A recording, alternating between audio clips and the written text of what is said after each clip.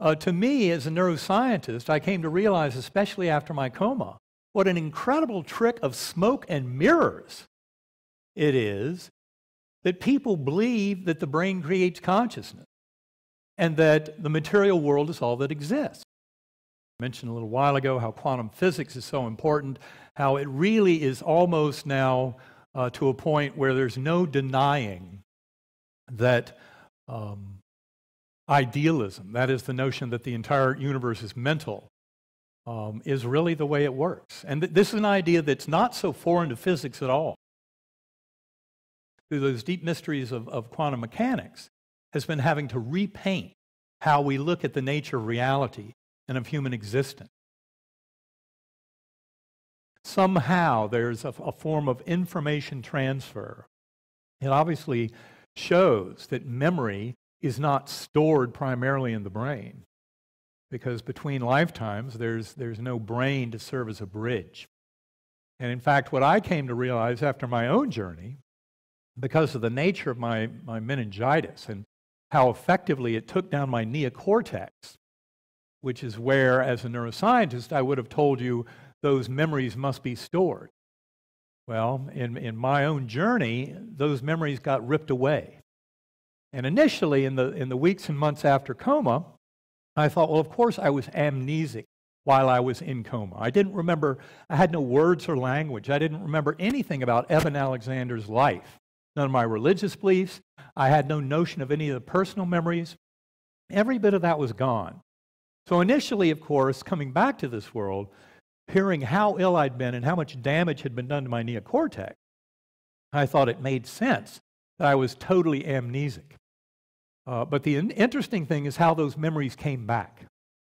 Many, the vast number of near-death experiences are of this incredible love and beauty and comfort and light.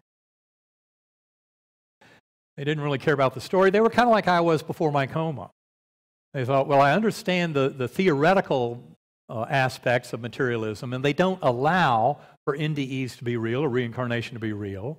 So in other words, I'm not going to waste my time reading the scientific literature. And that, in fact, is what so many scientists who claim, oh, NDEs are just bunk, they're hallucinations, they can't be real, it's because they haven't studied the literature. It's gotten harder and harder. I know when Karen and I are asked to do interviews or discussions online with people, it's gotten almost impossible to find a debate opponent. And what I came to realize when I came back from my coma, because I would give talks on my experience, and then I would be contacted by people, by Christian mystics, by Jewish mystics, Kabbalists, Sufi, Islamic mystics, Buddhists, Hindus. And what they were doing was sharing with me the commonality of their deepest mystical tradition with my story.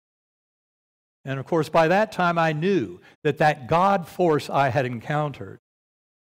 And when I came back to this world, to me, God was such a puny little human word that I referred to that deity as the sound I heard in that core realm, in that infinite inky blackness, but filled to overflowing with that sense of divine, unconditional love of that God force.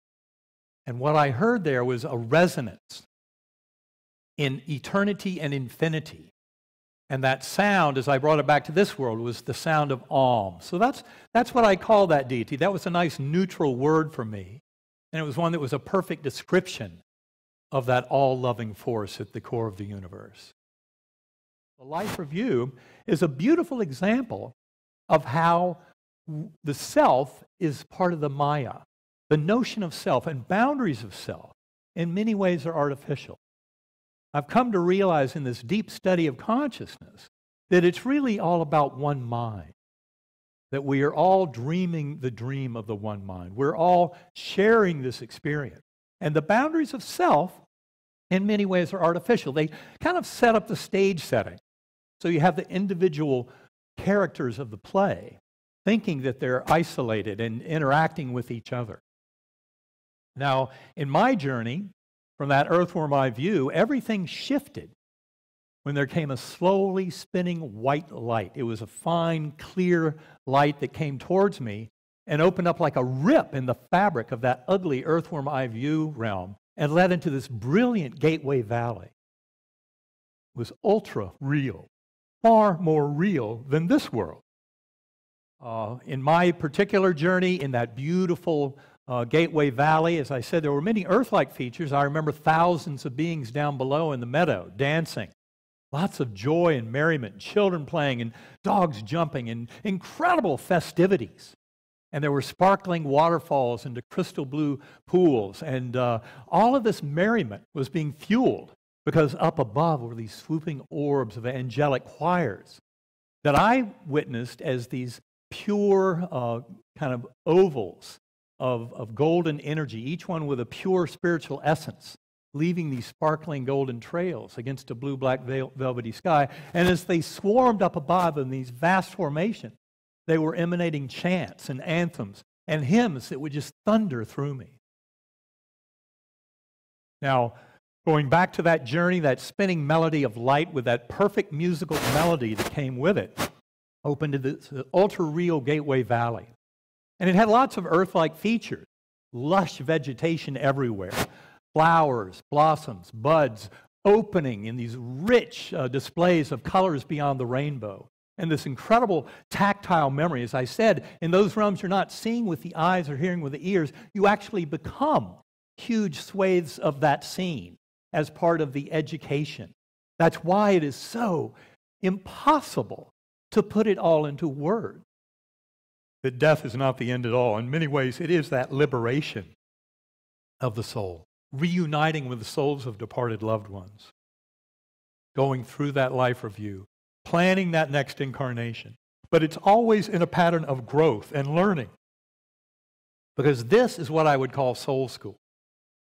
This is where we're here to learn the lessons.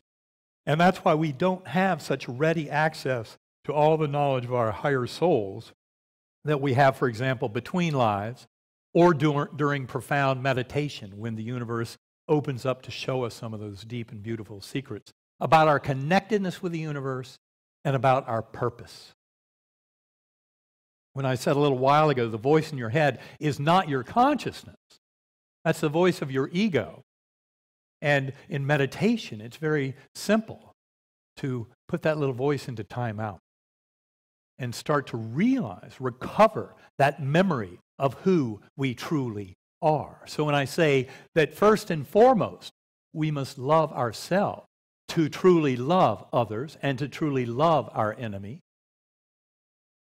and loving ourselves is absolutely recovering that sense of divine connection with the one mind, with the God force, as each and every one of us can come to do. That's what, of course, a near-death experience is the beautiful catalyst that does that so cleanly for so many.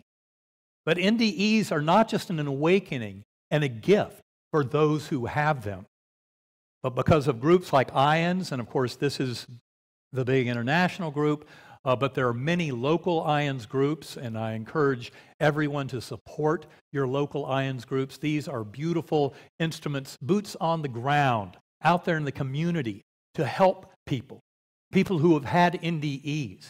They need to be liberated by sharing this, that we're all in this together. And these experiences should be trumpeted and championed out to the world as our entire world comes to realize, yes, we are all part of that one mind. We're all in this together. The most important quality to understand is that binding force of love.